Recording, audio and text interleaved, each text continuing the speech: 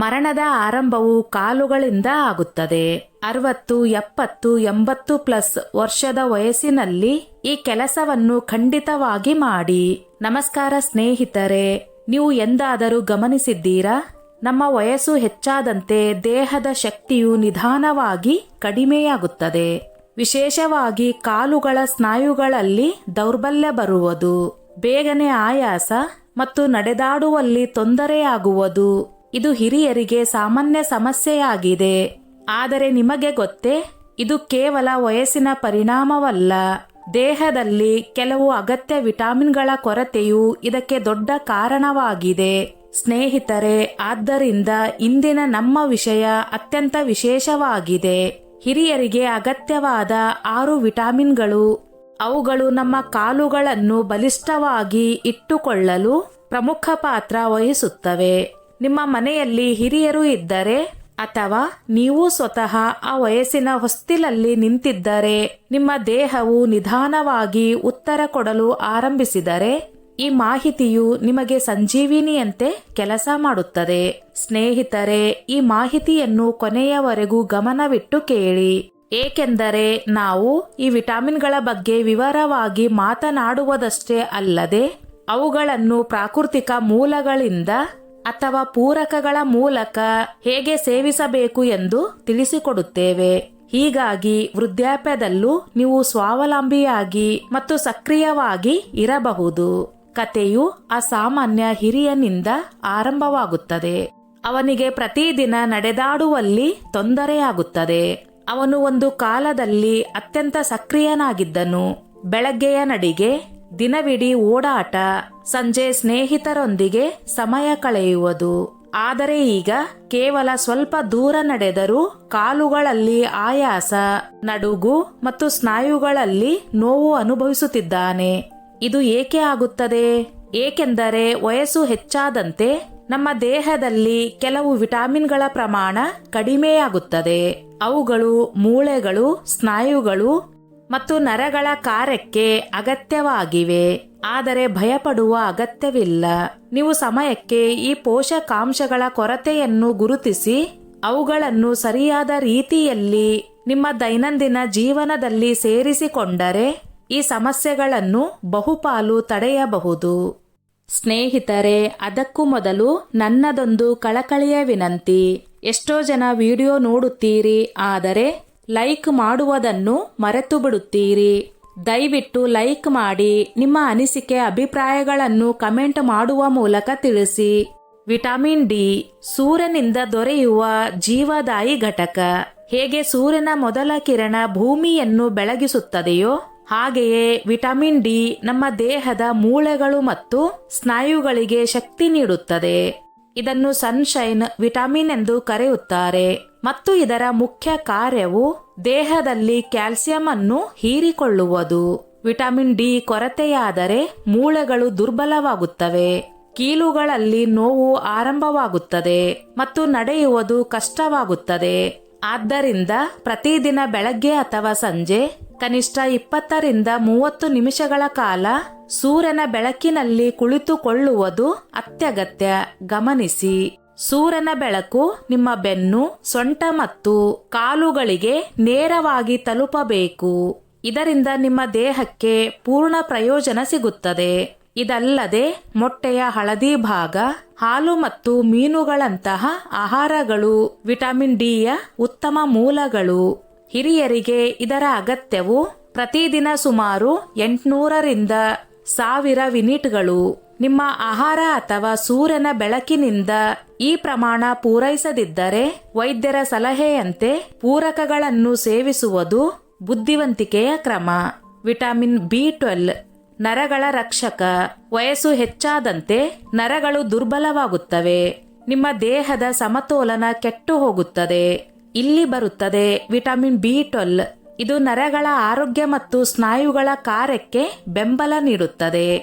ಇದು ಕಾಲುಗಳ ಶಕ್ತಿಯನ್ನು ಕಾಪಾಡುವುದು ಮತ್ತು ದೇಹದ ಸಮನ್ವಯತೆಯನ್ನು ಸುಧಾರಿಸುವುದಕ್ಕೆ ಸಹಾಯ ಮಾಡುತ್ತದೆ. ಸಂಶೋಧನೆಗಳು ತೋರಿಸುತ್ತವೆ ಎಂದರೆ ವಿಟಮಿನ್ ಬಿ12 ಪ್ರಮಾಣ ಸಾಕಷ್ಟಿರುವ ಹಿರಿಯರ ಸ್ನಾಯುಗಳು ಹೆಚ್ಚು ಬಲಿಷ್ಠವಾಗಿರುತ್ತವೆ ಮತ್ತು ಅವರು ದೈಹಿಕವಾಗಿ ಹೆಚ್ಚು ಸಕ್ರಿಯರಾಗಿರುತ್ತಾರೆ.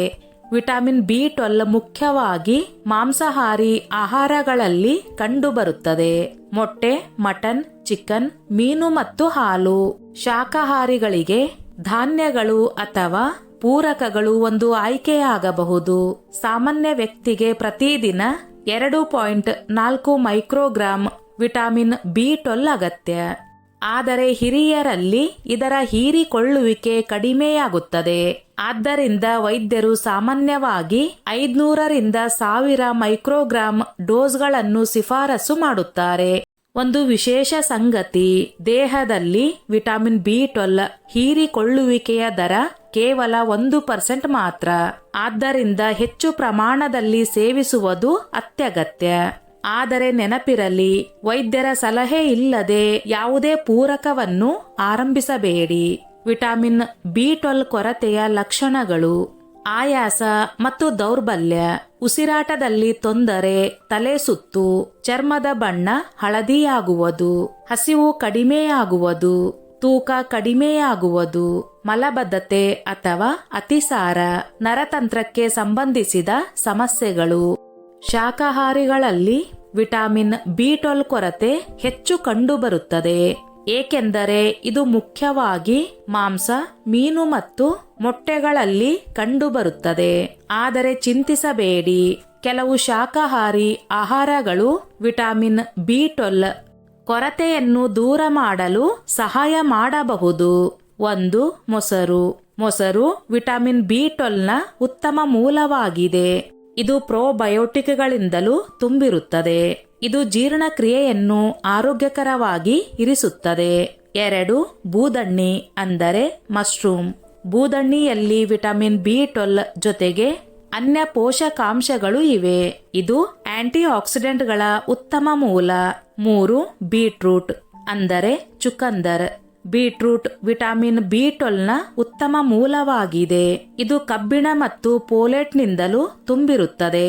ಇದು ರಕ್ತ ನಿರ್ಮಾಣಕ್ಕೆ ಅತ್ಯಗತ್ಯ. 4. ಪನ್ನೀರ್. ಪನ್ನೀರ್ನಲ್ಲಿ ವಿಟಮಿನ್ ಬಿ12 ಜೊತೆಗೆ ಕ್ಯಾಲ್ಸಿಯಂ ಮತ್ತು ಪ್ರೋಟೀನ್ಗಳು ಇವೆ. ಇದು ಮೂಳೆಗಳು ಮತ್ತು ಸ್ನಾಯುಗಳನ್ನು ಬಲಿಷ್ಠವಾಗಿ ಮಾಡುವಲ್ಲಿ ಸಹಾಯ ಮಾಡುತ್ತದೆ. ವಿಟಮಿನ್ ಸಿ ಸ್ನಾಯುಗಳ ರಕ್ಷಕ. ವಿಟಮಿನ್ ಸಿ ಕೇವಲ ಸರ್ದಿ ಜ್ವರದಿಂದ ಮಾತ್ರ ರಕ್ಷಿಸುವುದಲ್ಲ, ಬದಲಿಗೆ ಇದು ನಮ್ಮ ದೇಹದಲ್ಲಿ ಕೊಲ್ಲಾಜನ್ ಉತ್ಪಾದಿಸುವಲ್ಲಿ ಸಹಾಯ ಮಾಡುತ್ತದೆ.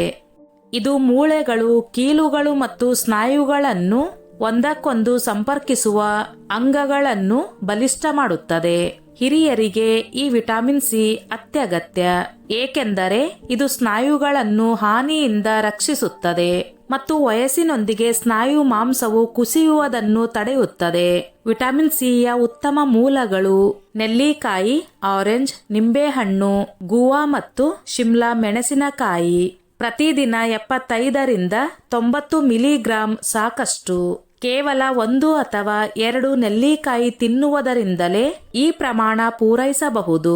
ನೀವು ಹಣ್ಣುಗಳು ಅಥವಾ ತರಕಾರಿಗಳನ್ನು ತಿನ್ನಲು ಸಾಧ್ಯವಿಲ್ಲದಿದ್ದರೆ ಮಾರುಕಟ್ಟೆಯಲ್ಲಿ ದೊರೆಯುವ ಪೂರಕಗಳು ಉತ್ತಮ ಆಯ್ಕೆಯಾಗಬಹುದು. ವಿಟಮಿನ್ ಸಿ ಕೊರತೆಯಿಂದ ಉಂಟಾಗುವ ರೋಗಗಳು. ವಿಟಮಿನ್ ಸಿ ಕೊರತೆಯಿಂದ ಮುಖ್ಯವಾಗಿ ಉಂಟಾಗುವ ರೋಗವು ಸ್ಕರ್ವಿ. ಸ್ಕರ್ವಿಯಲ್ಲಿ ದೇಹದಲ್ಲಿ ಕೊಲಾಜನ್ ಕೊರತೆಯಾಗುತ್ತದೆ. ಇದರಿಂದ ಕೋಶಗಳು ಒಂದಕ್ಕೊಂದು ಸಂಪರ್ಕಿಸಲು ಸಾಧ್ಯವಾಗುವುದಿಲ್ಲ. ಈ ಸ್ಥಿತಿಯಲ್ಲಿ ದೇಹದಿಂದ ನಿಯಂತ್ರಣವಿಲ್ಲದೆ ರಕ್ತ ಹರಿಯಲು ಆರಂಭವಾಗುತ್ತದೆ. ಇದಲ್ಲದೆ ಒಸಡುಗಳಲ್ಲಿ ಊತ ಬರುತ್ತದೆ ಮತ್ತು ಅಲ್ಲಿಂದ ರಕ್ತ ಹರಿಯುತ್ತದೆ. ಒಸಡುಗಳ ಜೊತೆಗೆ ಹಲ್ಲುಗಳಲ್ಲಿ ದೌರ್ಬಲ್ಯ ಅನುಭವವಾಗುತ್ತದೆ. ಇದರಿಂದ ಹಲ್ಲುಗಳ ಬೇರುಗಳಲ್ಲಿ ನೋವು ಆರಂಭವಾಗುತ್ತದೆ. ದೇಹದ ಇತರ ಭಾಗಗಳಾದ ಕೂದಲು, ಚರ್ಮ, ಕೀಲುಗಳಲ್ಲಿ ನಿರಂತರ ಊತದ ದೂರು ಬರುತ್ತದೆ. ಒಂದು ವೇಳೆ ಕೊಲಾಜನ್ ಹೆಚ್ಚು ಕೊರತೆಯಾದರೆ ಕೂದಲು ನಿಯಂತ್ರಣವಿಲ್ಲದೆ ಉದುರುತ್ತದೆ ಮತ್ತು ಚರ್ಮ ಒಣಗುತ್ತದೆ. ನಾವು ಮೇಲೆ ಚರ್ಚಿಸಿದ ಹಾಗೆ ವಿಟಮಿನ್ ಸಿಯನ್ನು ಸಂಪೂರ್ಣವಾಗಿ ಹೊರಗಿನ ಆಹಾರಗಳ ಮೂಲಕವೇ ಸೇವಿಸಬೇಕು. ಇದಕ್ಕಾಗಿ ಫೈಬರ್ ತುಂಬಿರುವ ಹಣ್ಣುಗಳು ಮತ್ತು ತರಕಾರಿಗಳ ಸೇವನೆ ಅತ್ಯಗತ್ಯ. ಹಣ್ಣುಗಳಲ್ಲಿ ಸೇಬು, ಮಾವು, ಸ್ಟ್ರಾಬೆರಿ, ಆರೆಂಜ್, ಕಿವಿ, ನಿಂಬೆ ಇತ್ಯಾದಿಗಳನ್ನು ಸೇವಿಸುವುದು ಬಹಳ ಮುಖ್ಯ. ನೀವು ಇವುಗಳನ್ನು ಪ್ರತಿದಿನವೂ ಸೇವಿಸಬಹುದು. ತರಕಾರಿಗಳಲ್ಲಿ ಹಸಿರು ತರಕಾರಿಗಳಾದ ಬ್ರೋಕ್ಲಿ, ಕೋಸು, ಪಾಲಕ್, ಆಲೂಗಡ್ಡೆ, ಟೊಮೆಟೊ ಇತ್ಯಾದಿಗಳನ್ನು ಸೇವಿಸುವುದು ಅತ್ಯಂತ ಅಗತ್ಯ. ಇದಲ್ಲದೆ ಪೌಷ್ಟಿಕವಾದ ಸಲಾಡ್ ಸೇವಿಸುವುದು ಬಹಳ ಮುಖ್ಯ. ವಿಟಮಿನ್ ಕೆ ಮೂಳೆಗಳ ರಕ್ಷಕ. ವಿಟಮಿನ್ ಕೆ ಅನ್ನು ಹೆಚ್ಚಾಗಿ ಕಡೆಗಣಿಸಲಾಗುತ್ತದೆ, ಆದರೆ ಇದು ಅತ್ಯಂತ ಅಗತ್ಯವಾದ ವಿಟಮಿನ್.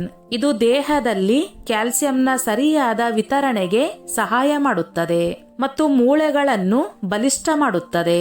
ಇದರ 2 ಪ್ರಮುಖ ರೂಪಗಳಿವೆ. K1 ಇದು ಹಸಿರು ತರಕಾರಿಗಳಲ್ಲಿ ಮತ್ತು K2 ಇದು ಫರ್ಮೆಂಟೆಡ್ ಮತ್ತು ಪ್ರಾಣಿ ಆಹಾರಗಳಲ್ಲಿ ಕಂಡುಬರುತ್ತದೆ. ಇಲ್ಲಿ ವಿಶೇಷವಾಗಿ K2 ಬಗ್ಗೆ ಮಾತನಾಡುತ್ತಿದ್ದೇವೆ. ಇದು ಹಿರಿಯರ ಮೂಳೆಗಳ ಬಲ ಮತ್ತು ಆಸ್ಟಿಯೋಪೊರೋಸಿಸ್ ಅಪಾಯವನ್ನು ಕಡಿಮೆ ಮಾಡುವಲ್ಲಿ ಸಹಾಯ ಮಾಡುತ್ತದೆ. ವಿಟಮಿನ್ K2 ಮೂಳೆಗಳ ಸಾಂದ್ರತೆಯನ್ನು ಸುಧಾರಿಸುತ್ತದೆ ಮತ್ತು ಮೂಳೆ ಮುರಿದುಕೊಳ್ಳುವುದರಿಂದ ರಕ್ಷಿಸುತ್ತದೆ. ವಿಟಮಿನ್ K2 ಉತ್ತಮ ಮೂಲಗಳು: ಮೊಟ್ಟೆಯ ಹಳದಿ ಭಾಗ, ಪನ್ನೀರ್, ಮೊಸರು, ಪಾಲಕ್ ಮತ್ತು ಸರಸೋನ ಸೊಪ್ಪು. ಪ್ರತಿದಿನ 90 ರಿಂದ 120 ಮೈಕ್ರೋಗ್ರಾಂ ವಿಟಮಿನ್ K2 ಅಗತ್ಯ. ಅದನ್ನು ಸಮತೋಲಿತ ಆಹಾರದಿಂದ ಪೂರೈಸಬಹುದು. ಹೌದು, ಪೂರಕಗಳನ್ನು ಸೇವಿಸುವ ಮೊದಲು ವೈದ್ಯರ ಸಲಹೆ ತಪ್ಪದೆ ತೆಗೆದುಕೊಳ್ಳಿ, ಏಕೆಂದರೆ ಇದು ಫ್ಯಾಟ್ ಸ್ಯಾಲ್ಯುಬಲ್ ವಿಟಮಿನ್ ಮತ್ತು ಇತರ ಔಷಧಗಳೊಂದಿಗೆ ಪ್ರತಿಕ್ರಿಯಿಸಬಹುದು. ಈಗ ನಾವು ಮೆಗ್ನೀಸಿಯಂ ಮತ್ತು ವಿಟಮಿನ್ ಇ ಬಗ್ಗೆ ಮಾತನಾಡೋಣ. ಇವೆರಡು ಕಾಲುಗಳ ಬಲ ಮತ್ತು ಸ್ನಾಯುಗಳ ಕಾರ್ಯದಲ್ಲಿ ಅದ್ಭುತ ಪಾತ್ರವನ್ನು ವಹಿಸುತ್ತವೆ. ಬನ್ನಿ ಈ ಆಳವಾದ ಮಾಹಿತಿಯ ಭಾಗವನ್ನು ತಿಳಿದುಕೊಳ್ಳೋಣ. ಅದು ನಿಮಗೆ ಮತ್ತು ನಿಮ್ಮ ಪ್ರೀತಿ ಪಾತ್ರರಿಗೆ ಬಹಳ ಉಪಯುಕ್ತವಾಗಬಹುದು. ನಾವು ಪೋಷಕಾಂಶಗಳ ಬಗ್ಗೆ ಮಾತನಾಡುವಾಗ ಹೆಚ್ಚಾಗಿ ವಿಟಮಿನ್ಗಳಿಗೆ ಮಾತ್ರ ಮಿತಿಗೊಳಿಸುತ್ತೇವೆ. ಆದರೆ ಒಂದು ಅಂತಹ ಖನಿಜವಿದೆ, ಅದು ದೇಹದಲ್ಲಿ ಪ್ರತಿ ಜೈವಿಕ ಕ್ರಿಯೆಗೂ ಅಗತ್ಯವಾಗಿದೆ ಮತ್ತು ಅದು ಮೆಗ್ನೀಸಿಯಂ. ಇದು ಸಾಮಾನ್ಯ ಖನಿಜವಲ್ಲ. ನಮ್ಮ ದೇಹದಲ್ಲಿ 300ಕ್ಕೂ ಹೆಚ್ಚು ಜೈವ ರಾಸಾಯನಿಕ ಪ್ರತಿಕ್ರಿಯೆಗಳು ಮೆಗ್ನೀಸಿಯಂ ಮೇಲೆ ಅವಲಂಬಿತವಾಗಿವೆ. ನಾವು ಸ್ನಾಯುಗಳ ಚಲನೆಯ ಬಗ್ಗೆ ಮಾತನಾಡುವಾಗ ನಡೆಯುವುದು, ಕುಳಿತುಕೊಳ್ಳುವುದು, ಎದ್ದು ನಿಲ್ಲುವುದು, ಓಡುವುದು, ಪ್ರತಿ ಸ್ಥಳದಲ್ಲೂ ಮೆಗ್ನೀಸಿಯಂ ಒಂದು ಮೌನವಾಗಿ ಕೆಲಸ ಮಾಡುವ ನಾಯಕನಂತೆ ಇರುತ್ತದೆ. ವಯಸ್ಸು ಹೆಚ್ಚಾದಂತೆ ದೇಹದ ಕಾರ್ಯವ್ಯವಸ್ಥೆ ನಿಧಾನವಾಗುತ್ತದೆ. ಆಗ ಮೆಗ್ನೀಸಿಯಂ ಸಾಕಷ್ಟು ಇಲ್ಲದಿದ್ದರೆ ಸ್ನಾಯುಗಳಲ್ಲಿ ಎಳೆತ, ಜಕ್ಕಣ ಮತ್ತು ಕ್ರ್ಯಾಂಪ್ಗಳ ಸಮಸ್ಯೆ ಆರಂಭವಾಗುತ್ತದೆ. ಈ ಸಮಸ್ಯೆಗಳು ಹಿರಿಯರಲ್ಲಿ ಬಹಳ ಸಾಮಾನ್ಯವಾಗಿವೆ, ಆದರೆ ಬಹಳ ತೊಂದರೆದಾಯಕವಾಗಿವೆ. ಇದಕ್ಕೆ ಕಾರಣ ಸ್ನಾಯುಗಳು ಸರಿಯಾಗಿ ಸಂಕುಚಿತವಾಗದಿರುವುದು. ಅದು ಮೆಗ್ನೀಸಿಯಂ ಕೊರತೆಯಿಂದ ಆಗುತ್ತದೆ. ಕೇವಲ ಸ್ನಾಯುಗಳ ಬಗ್ಗೆ ಮಾತಲ್ಲ, ಮೆಗ್ನೀಸಿಯಂ ಮೂಳೆಗಳ ಬಲಕ್ಕೂ ಅತ್ಯಗತ್ಯ. ಇದು ಕ್ಯಾಲ್ಸಿಯಂನೊಂದಿಗೆ ಸೇರಿ ಮೂಳೆಗಳ ಸಾಂದ್ರತೆಯನ್ನು ಕಾಪಾಡುತ್ತದೆ. ವಯಸ್ಸು ಹೆಚ್ಚಾದಂತೆ ಮೂಳೆಗಳ ಸಾಂದ್ರತೆ ಕಡಿಮೆಯಾಗುವುದು ಸಹಜ ಪ್ರಕ್ರಿಯೆ. ಆದರೆ ಮೆಗ್ನೀಸಿಯಂ ಸಾಕಷ್ಟು ಸೇವಿಸಿದರೆ ಈ ಪ್ರಕ್ರಿಯೆಯನ್ನು ನಿಧಾನಗೊಳಿಸಬಹುದು ಮತ್ತು ಮೂಳೆಗಳನ್ನು ಬಲಿಷ್ಠವಾಗಿ ಇರಿಸಬಹುದು. ಈಗ ಪ್ರಶ್ನೆ ಏನೆಂದರೆ, ಮೆಗ್ನೀಸಿಯಂ ಎಲ್ಲಿಂದ ಪಡೆಯುವುದು? ಉತ್ತರ, ನಿಮ್ಮ ಅಡುಗೆ ಮನೆ ಮತ್ತು ತಟ್ಟೆಯಲ್ಲೇ ಈ ಭಂಡಾರ ಮರೆಯಾಗಿದೆ. ಬಾದಾಮಿ, ಕಾಜು, ಕದ್ದು ಬೀಜಗಳು, ಪಂಪ್ಕಿನ್ ಸೀಡ್ಸ್ಗಳು, ಚಿಯಾ ಸೀಡ್ಸ್ಗಳು, ಪಾಲಕ್ ಮತ್ತು ಡಾರ್ಕ್ ಚಾಕ್ಲೇಟ್ನಂತಹ ಆಹಾರಗಳಲ್ಲಿ ಮೆಗ್ನೀಸಿಯಂ ತುಂಬಿರುತ್ತದೆ. ನಿಮ್ಮ ಆಹಾರದಿಂದ ಸಾಕಷ್ಟು ಪ್ರಮಾಣ ದೊರೆಯದಿದ್ದರೆ ವೈದ್ಯರ ಸಲಹೆಯಂತೆ 200 ರಿಂದ 300 ಮಿಲಿಗ್ರಾಂ ಮೆಗ್ನೀಸಿಯಂ ಪೂರಕವನ್ನು ಸೇವಿಸಬಹುದು. ಈಗ ನಾವು ಇಂದಿನ ಕೊನೆಯ ಆದರೆ ಅತ್ಯಂತ ಮುಖ್ಯ ವಿಟಮಿನ್ ಬಗ್ಗೆ ತಿಳಿದುಕೊಳ್ಳೋಣ. ಅದನ್ನು ನಾವು ವಿಟಮಿನ್ ಇ ಎಂದು ತಿಳಿದಿದ್ದೇವೆ. ಇದು ಸಾಮಾನ್ಯ ವಿಟಮಿನ್ ಅಲ್ಲ, ಇದು ಶಕ್ತಿಶಾಲಿ ಆಂಟಿಆಕ್ಸಿಡೆಂಟ್. ಅದು ವಯಸ್ಸಿನೊಂದಿಗೆ ಸ್ನಾಯುಗಳಿಗೆ ಉಂಟಾಗುವ ಹಾನಿಯಿಂದ ರಕ್ಷಣೆ ಮಾಡುತ್ತದೆ. ವಯಸ್ಸು ಹೆಚ್ಚಾದಂತೆ ಸ್ನಾಯುಗಳ ಸಾಮರ್ಥ್ಯ ಕಡಿಮೆಯಾಗುತ್ತದೆ, ಅವುಗಳಲ್ಲಿ ಲವಣೀಯತೆ ಕಡಿಮೆಯಾಗುತ್ತದೆ ಮತ್ತು ಶಕ್ತಿಯು ಕಡಿಮೆಯಾಗುತ್ತದೆ. ಆದರೆ ವಿಟಮಿನ್ ಇ ಈ ಪ್ರಕ್ರಿಯೆಯನ್ನು ನಿಧಾನಗೊಳಿಸುವ ಕೆಲಸ ಮಾಡುತ್ತದೆ. ಇದು ಸ್ನಾಯುಗಳನ್ನು ಆಕ್ಸಿಡೇಟಿವ್ ಸ್ಟ್ರೆಸ್ನಿಂದ ರಕ್ಷಿಸುವುದಲ್ಲದೆ ರಕ್ತ ಪರಿಚಲನೆಯನ್ನು ಸುಧಾರಿಸುತ್ತದೆ. ಇದರಿಂದ ದೇಹಕ್ಕೆ ಅಗತ್ಯ ಪೋಷಣೆ ಮತ್ತು ಆಮ್ಲಜನಕ ನಿರಂತರವಾಗಿ ದೊರೆಯುತ್ತದೆ. ವಿಟಮಿನ್ ಇ ನ ಇನ್ನೊಂದು ದೊಡ್ಡ ಪಾತ್ರವು ರೋಗ ನಿರೋಧಕ ವ್ಯವಸ್ಥೆಯನ್ನು ಬಲಪಡಿಸುವುದು. ಹಿರಿಯರಲ್ಲಿ ರೋಗ ನಿರೋಧಕ ಶಕ್ತಿ ಈಗಾಗಲೇ ದುರ್ಬಲವಾಗಿರುತ್ತದೆ. ಹೀಗಾಗಿ ವಿಟಮಿನ್ ಇ ಅವರಿಗೆ ಅಮೃತದಂತೆ ಕೆಲಸ ಮಾಡುತ್ತದೆ. ಈಗ ಇದರ ಮೂಲಗಳ ಬಗ್ಗೆ ತಿಳಿದುಕೊಳ್ಳೋಣ. ವಿಟಮಿನ್ ಇ ನಿಮಗೆ ಹಲವು ಸ್ವಾದಿಷ್ಟ ಮತ್ತು ಸುಲಭವಾಗಿ ದೊರೆಯುವ ಆಹಾರಗಳಿಂದ ದೊರೆಯಬಹುದು. ಉದಾಹರಣೆಗೆ ಬಾದಾಮಿ, ಸನ್ಫ್ಲವರ್ ಸೀಡ್ಸ್, ಗೋಧಿ ಜರ್ಮ್ ಆಯಿಲ್, ಗೋಧಿಯ ಅಂಕುರದ ಎಣ್ಣೆ, ಪಾಲಕ್ ಮತ್ತು ಅವಕಾಡೋ. ಇವುಗಳಲ್ಲಿ ನಿಮಗೆ ಯಾವುದು ಇಷ್ಟವೋ ಅದನ್ನು ನಿಮ್ಮ ದೈನಂದಿನ ಆಹಾರದಲ್ಲಿ ಸೇರಿಸಿಕೊಳ್ಳಬಹುದು. ಪ್ರತಿದಿನ ಕೇವಲ 15 ಮಿಲಿಗ್ರಾಂ ವಿಟಮಿನ್ ಇ ಅಗತ್ಯ. ಅದನ್ನು ಕೇವಲ 10 ರಿಂದ 15 ಬಾದಾಮಿ ಅಥವಾ 1 ಚಮಚ ಸನ್ಫ್ಲವರ್ ಸೀಡ್ಸ್ನಿಂದಲೇ ಪೂರೈಸಬಹುದು. ಆದ್ದರಿಂದ ವಿಟಮಿನ್ ಇ ನ ಹೈ ಡೋಸ್ ಪೂರಕಗಳನ್ನು ಸೇವಿಸುವ ಅಗತ್ಯವಿಲ್ಲ. ಬದಲಿಗೆ ಅದು ಹಾನಿಕಾರಕವೂ ಆಗಬಹುದು.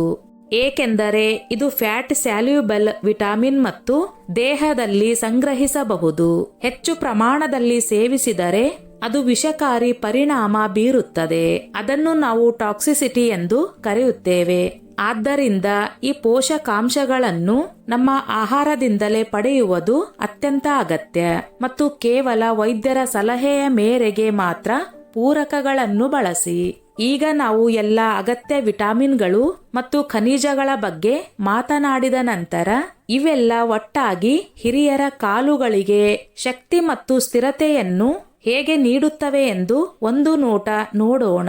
ವಿಟಮಿನ್ ಡಿ, ಕ್ಯಾಲ್ಸಿಯಂ ಮತ್ತು ವಿಟಮಿನ್ ಕೆ ಈ 3 ಒಟ್ಟಾಗಿ ಮೂಳೆಗಳ ಬಲವನ್ನು ನಿರ್ಮಿಸುತ್ತವೆ.